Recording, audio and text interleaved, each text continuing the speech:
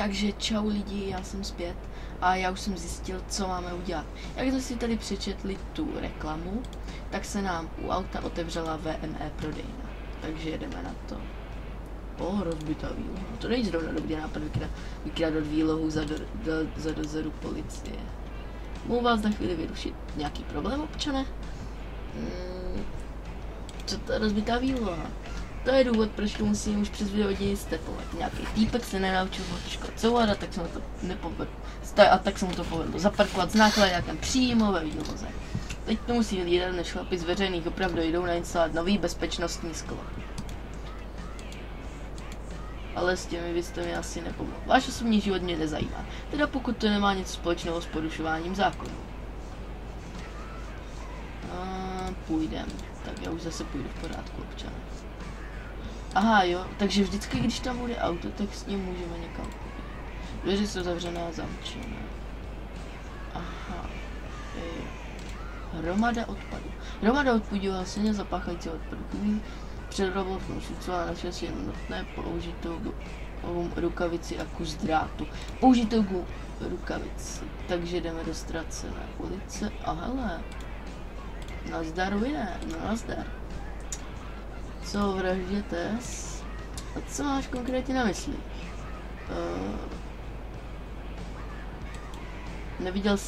Neviděl někdo někoho divného tu noc? Tak o tom fakt nic nevím, ale možná by se znova podobné věci měl zeptat Steepa. On občas maká na policejní stanici po večerech jako uklízeč, takže by se mohl na stanici domáknout nějaké ty informace. No ti nevím ani kámo, tak dobře ho zase neznám, ale občas se prej motá kolem Žvitova, on je totiž hrobník. A propos, slyšel jsem, že něco dost nechutného provádí se svými mrtvými klienty, zvláště s mladýma holkama. Někdo to rád studený. Jaký byl pohřeb Tess? Smutný, jako každý pohřeb hezký holky. Škoda, že jsi tam nebyl. Ty svině doktorský a z ústavu mě nechtěli pustit. Ta noc byla snad ještě horší, než když jsem ji našel mrtvou v tom pokoji. Ale když vlastně pochovali její tělo, na tom malém zapadlém hřbitově na jihu kousek za městem. Co na to policie? Modrý obleky, ti tak akorát navlekli na chudátka z plastikové pytel, chvíli se motal po baráku, vyslechli ze pár místních a zapečetili její byt. Pak ten případ šloupli do asi kilometr tlustý složky s napíše nevyřešené případy. Jeden z těch modrých mozků přižvanil něco o rituální vraždě a o nějaký sektě. Že by to udělal nějaký náboženský fanatický magor. No, pokud jo, pak bych to typoval na nějakýho katolíka, ty se v násilí dost vyžívají, stačí se mrknout do té jejich bible. Vlastně nic. Na někoho tu čekáš? Jo, čekám tě na jednoho týpka s fajnovým fetem, kvalitní morfetamin, firemní výroba, žádná publiční sračka. Ale už tu stepuju přes 2 hodiny a furt nic, asi mu natrhnu prdel. Tak bych potřeboval něco ostrýho bouchnout do žil na vylepšení nálady.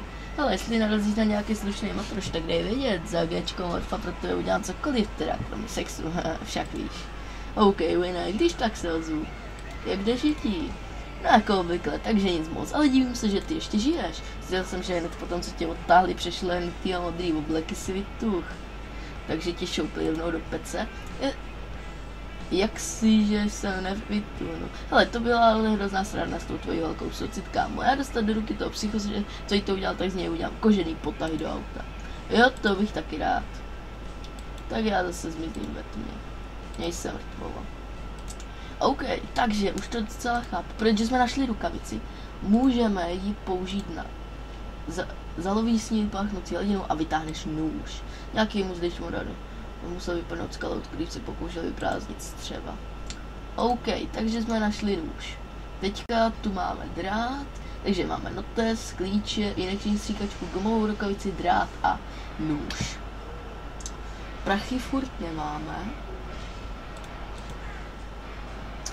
Takže vůbec nevím.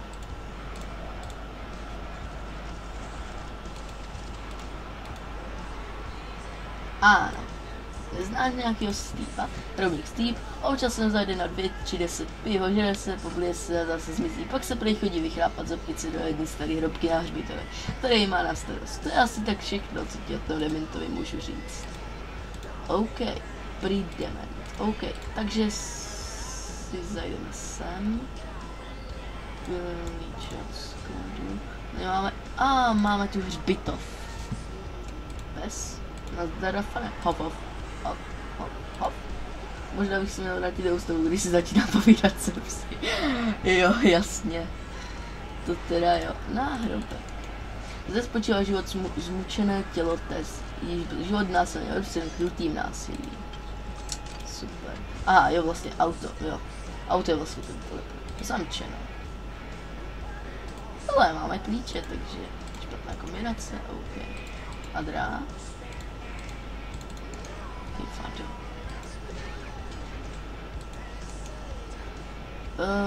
Tak jo, už vůbec nevím.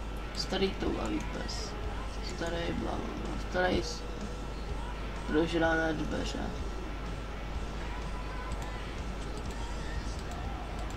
Hej, a zase vůbec nevím, co dělat. Tady jsou dveře, auto.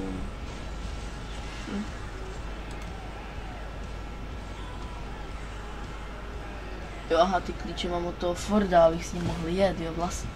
Takže klíčánoty jsou mi k ničemu, protože si to ani nemůžu přečíst. Zamčeno. OK.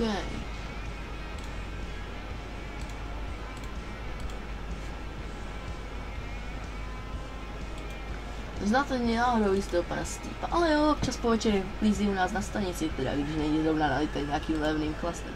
A nevíte, kde bych ho zrovna teď našel, ten je teď nejspíš na jižním hřbitově, to totiž dělá hrobníka a dnes ráno mu přiveze novou klientku, takže nejspíš tam teď kope hrob.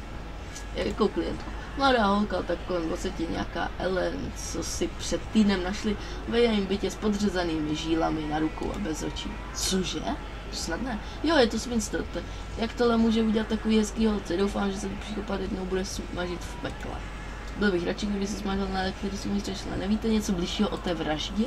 Nejsem oprávněn podávat takové informace veřejnosti.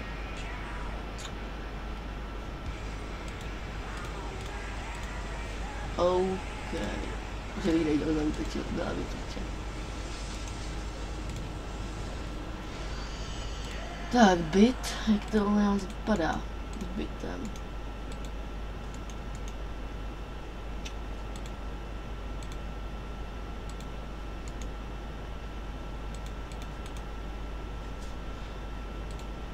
OK, a zase jsme u toho. Nevím, co udělat. Prostě nevím.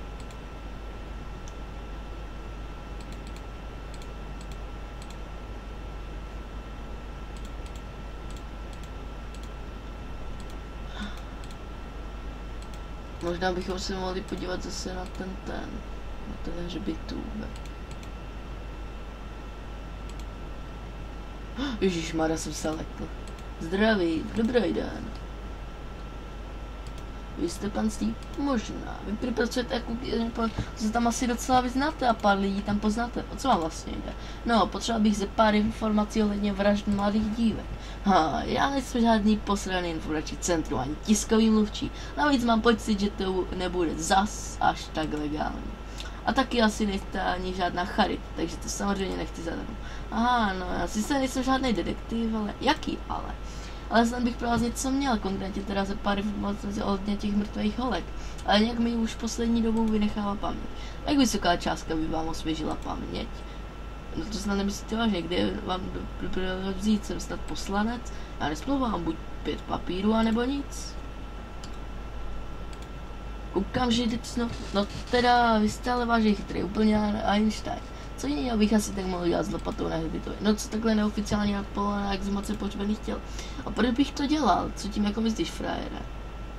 Ale nic, zapomeňte na to.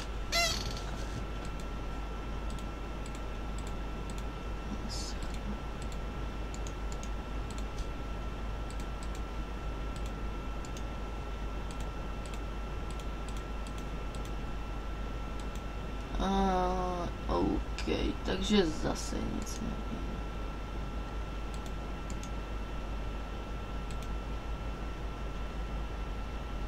OK, takže hrobníčka to už máme, takže se pojedeme zase podívat třeba sem.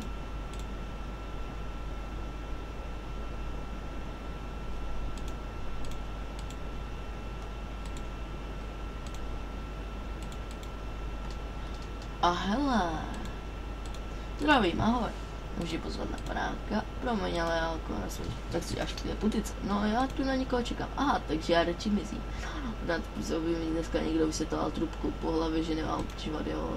Ale ne, já tu čekám na kamarádku Anne. Dnes ráno by volala, že má nějaké problémy a tak jsme si domluvili na tuto hodinu strašnou baru. Ale nějak pořád nejde, začíná mít do ní docela strach.